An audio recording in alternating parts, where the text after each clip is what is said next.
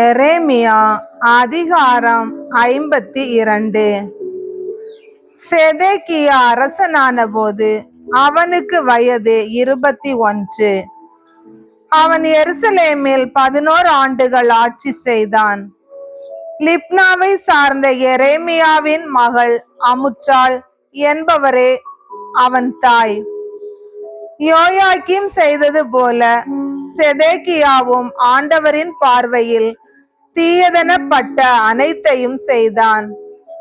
ஆண்டவர் எருசலேமையும் யூதாவையும் தம் முன்னிலையில் நின்று தள்ளிவிடும் அளவுக்கு அவற்றின் மீது சினம் கொண்டார். செதேக்கியா பாபிலோனிய மன்னனுக்கு எதிராக கிளர்ச்சி செய்தான். அவனது ஆட்சியின் 9ஆம் ஆண்டு 10ஆம் மாதம் 10ஆம் நாளில் பாபிலோனிய மன்னன் நேபுகத்நேசர் தன் எல்லா படைகளோடும் எருசலேமுக்கு எதிராக வந்து பாளையம் இறங்கி அதை சுற்றிலும் முற்றுகை தளம் எழுப்பினான். இவ்வாறு அரசன் செதேக்கியா ஆட்சியேற்ற 11ஆம் ஆண்டு வரை நகர் முற்றுகைக்கு உள்ளாகி இருந்தது. 4ஆம் மாதம் 9ஆம் நாள் பஞ்சம் கடுமையாயிற்று. நாட்டு மக்களுக்கு உணவே கிடைக்கவில்லை. அப்பொழுது நகர மதிலில் ஒரு திறப்பு உண்டாக்கப்பட்டது.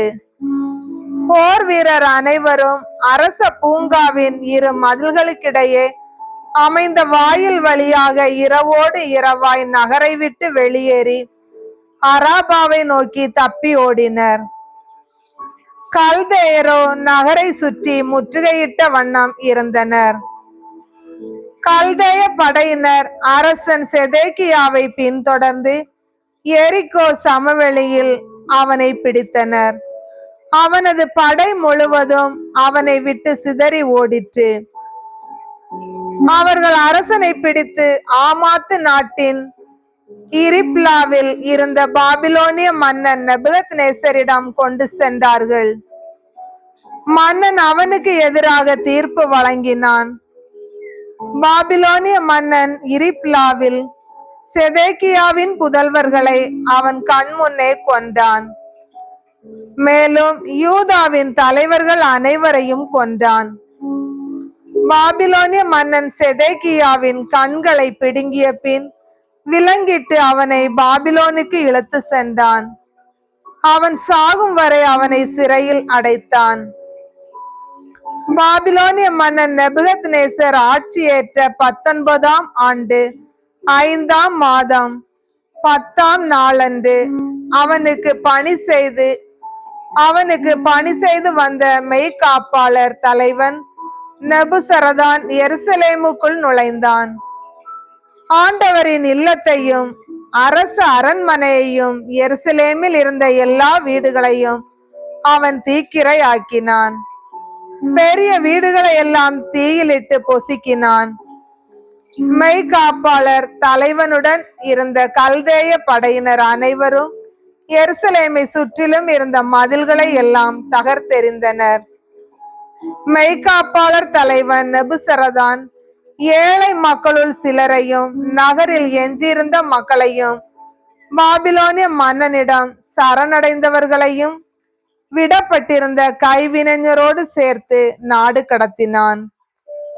ஆனால் மெய்காப்பாளர் தலைவன் நெபுசரதான் திராட்சை தோட்டங்களையும் வயல்களையும் கவனிக்கும் பொருட்டு நாட்டின் ஏழைகள் சிலரை அங்கேயே விட்டு வைத்தான்.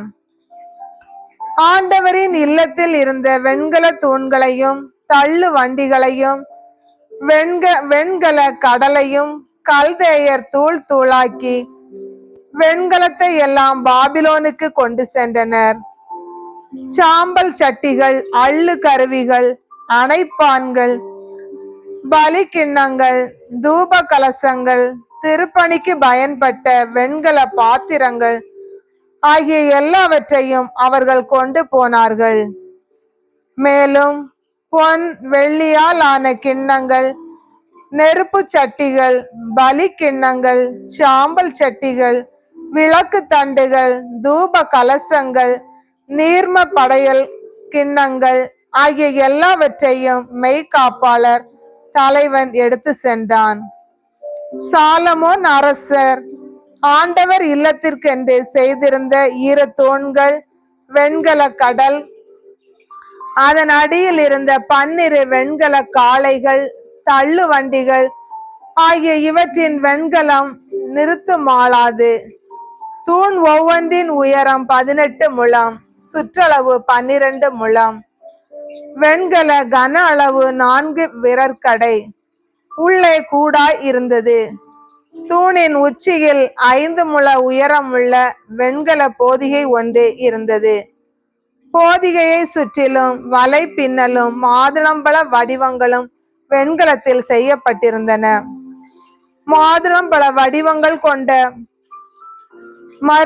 தூணும் அவ்வாறே செய்யப்பட்டிருந்தது. வலை பின்னலை சுற்றிலும் அமைக்க பெற்றிருந்த மொத்தம் 100 மாதுளம்பழ வடிவங்களுள் 96 பக்கவாட்டிலும் தெரிந்தன. மெய்காப்பாளர் தலைவன் தலைமை குரு செராயாவையும் துணை குரு செப்பனியாவையும் வாயிற்காவலர் 3வரையும் சிறைப்பிடித்தான். போர் வீரர்களின் தலைமை அதிகாரியையும் நகரில் இருந்த அரசவையோருள் 7வரையும் படை தேர்வு மற்றும் பயிற்சி அலுவலரின் செயலரையும் நகருள் கண்ட பொது மக்களுள் 60 பேரையும் அவன் நகரினின்று கடத்தினான். மெய்காப்பாளர் தலைவன் நெபுசரதான் இவர்களை பிடித்து இரிப்லாவில் இருந்த பாபிலோனிய மன்னனிடம் கொண்டு சென்றான். ஆமாத்து நாட்டின் இரிப்லாவில் பாபிலோனிய மன்னன் இவர்களை வதைத்து கொன்றான்.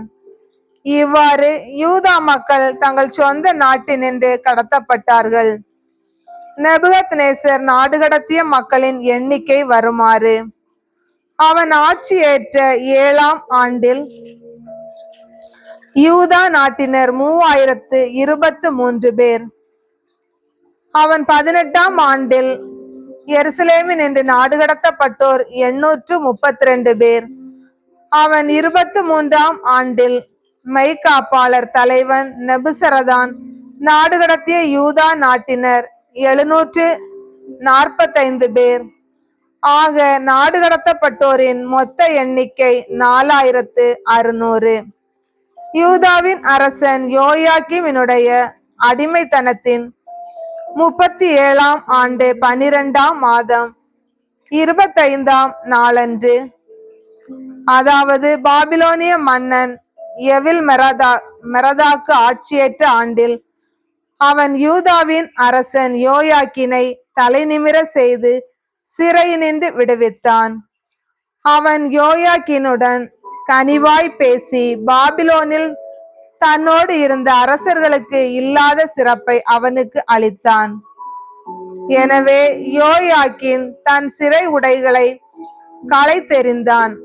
தன் வாழ்நாள் எல்லாம் அரசனுடன் தவறாது விருந்துண்டு வந்தான்.